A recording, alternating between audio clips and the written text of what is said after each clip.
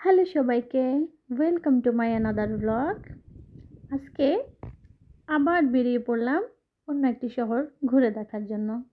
তো কোথায় গেলাম এবং সেখানে কি কি দেখলাম সব কিছু থাকছে এই ব্লগে, এবং সাথে আছে আমি সঙ্গীতা। তো সব সময়ের মতো সকালবেলা ঘুম থেকে উঠে রেডি হয়ে চলে এলাম বানহপে, মানে ট্রেন স্টেশনে। ট্রেনের জন্য অপেক্ষা করতে করতে অবশেষে আমাদের ট্রেনটি চলে এলো। জার্মানিতে প্রত্যেকটা শহর কিন্তু এক এক ধরনের সুন্দর, প্রত্যেকটা শহর এক একটার জন্য বিখ্যাত। আর প্রত্যেকটা শহরে আছে, যদি বড় শহর হয় অন্তত 5-6টা মিউজিয়াম, আর যদি শহরটা ছোট হয় তাহলে 1-2টা মিউজিয়াম তো অবশ্যই থাকে। তো আজকে আমরা ঘুরে দেখাবো জার্মানের এক ঐতিহাসিক মণিমুক্ত।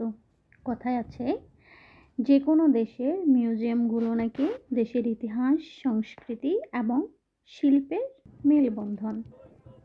ঠিক তাই জার্মানের রোটেনবুর্গ শহরের একটি ঐতিহাসিক মিউজিয়াম, যেখানে আছে সেই শহরের ইতিহাস, শিল্প আর সংস্কৃতির এক অসাধারণ মেলবন্ধন। চলুন তাহলে ঘুরে আসা যাক সেই মিউজিয়াম থেকে। মিউজিয়ামে ঢুকতে প্রথমেই পাথরের ভাস্কর্যগুলোর দিকে চোখ পড়ল, যেগুলা 1400 কিংবা 1500 শতাব্দীতে তৈরি। এই মূর্তিগুলা মধ্যযুগীয় সমাজের ব্যক্তি এবং চরিত্রকে তুলে ধরেছে। কেউ রাজনৈতিক নেতা, কেউ বা ধর্মীয়, এবং কেউ সাধারণ নাগরিক। এই মূর্তিগুলার পোশাক এবং মুখের ভঙ্গিমা দেখে বোঝা যায় সেই সময়কার মানুষের জীবনযাত্রা কেমন ছিল। এ যেন এক রূপকথার গল্প। এবার চোখ ফেরানো যাক এই সিরামিকের পাত্রগুলোর দিকে।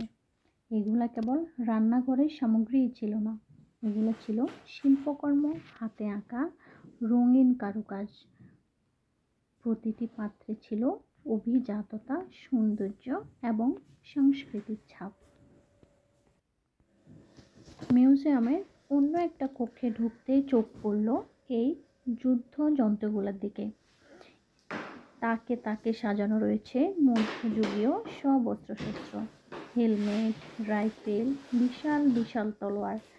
এগুলো একসময় শহরের রক্ষার কাজে এবং মানুষের নিরাপত্তার কাজে ব্যবহার করা হতো। আর আজ এখন সেগুলো কেবল ইতিহাস মাত্র, যেটা জাদুঘরে সাজানো রয়েছে। ভাবতেই অবাক লাগে, যেগুলো একসময় মানুষকে রক্ষা করার কাজে ব্যবহার করা হতো, আর এখন সেগুলা আয়নাবন্দি, তাই না? এখানে ঢুকলেই সময় যেন থমকে যায়। প্রতিটি দেয়াল, প্রতিটি জানালা যেন ফিস ফিস করে বলে, এসো আমার গল্প শোনো। এটি শুধু সংগ্রহশালাই নয়, বরং অনুভবনের স্থান। এখানে ইতিহাস ছুঁয়ে দেখা যায়। দর্শনার্থীদের জন্য রয়েছে অডিও রেকর্ড, যেটা কানে নিলে শোনা যায় ইতিহাস। বাচ্চাদের জন্য রয়েছে শিক্ষামূলক গেম, আর বড়দের জন্য রয়েছে একরাশ বিস্ময়। এটি এক অনন্য অভিজ্ঞতা এবং মনকে ছুঁয়ে দেখার মতো ঘটনা।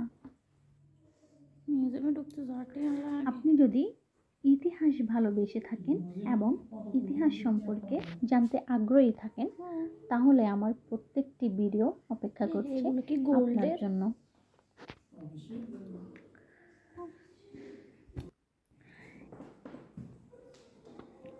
এই যেন এক রূপকথার গল্প।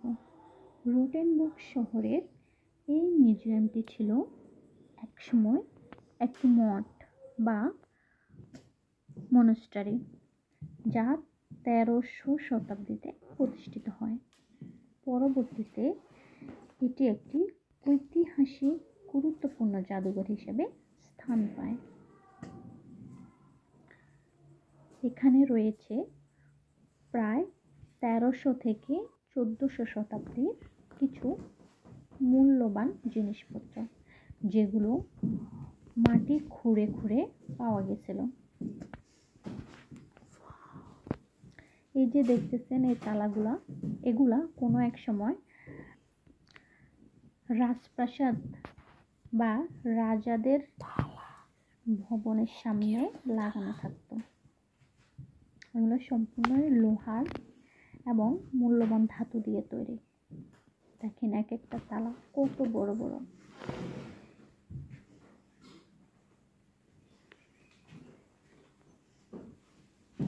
আসলে এক একটা মিউজিয়াম দেখা মানে ভিন্ন ভিন্ন জ্ঞান অর্জন করা।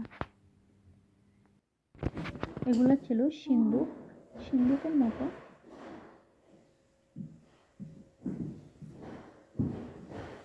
রোটেনবুর্গ শহরে এক পুরনো বাড়ির গোপন কক্ষে পাওয়া গেছিল এই স্বর্ণ মুদ্রাগুলো, যেগুলো বহু বছর ধরে লুকিয়ে ছিল সময়ের গর্ভে। এই মুদ্রাগুলো 1951 সালে পাওয়া যায়। তখন থেকেই এখানে সংরক্ষিত। শত শত বছর আগের এই কয়েনগুলো আমাদের বলছে তাদের নীরব ইতিহাস। এগুলো শুধু সোনার কারণে মূল্যবান নয়, তারা বহন করে সেই সময়ের রাজনীতি, অর্থনীতি আর মানুষের আশা ভরসার ছাপ। বলতে বলতে আমাদের রোটেনবুর্গের মিউজিয়াম দেখা, আমরা চলে এলাম বাইরে। শহরের রাস্তা দিয়ে হেঁটে যেতে কেমন লাগে সেটা অনুভব করার জন্য। ওই যে টাওয়ারটা দেখতে পাচ্ছেন, সেটি হলো একসময় শহরের গোপনীয় প্রবেশদ্বার ছিল। এখান থেকে পুরো শহরটা হেঁটে হেঁটে ঘুরে দেখা যায়। দেখেন কত সরু পথ। এখানে আগে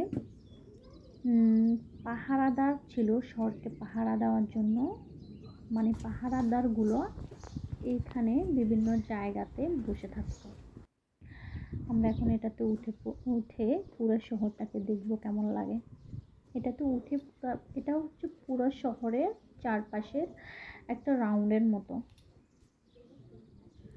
রাস্তাটা অনেক সরু ছিল, আমার একটু একটু ভয়ও লাগছিল, কিন্তু উপর থেকে দৃশ্যগুলো অনেক সুন্দর। শহরটা দেখতে অনেক প্রাণবন্ত লাগছিল। দেখেন রাস্তাটা কত সরু, ফোনে যতটুকু দেখা যায়, বাস্তবে কিন্তু রাস্তাটা আরো সরু। মানে দুজন মানুষ একসাথে হেঁটে যাওয়া যায় না, একজন একজন করে হাঁটতে হয়।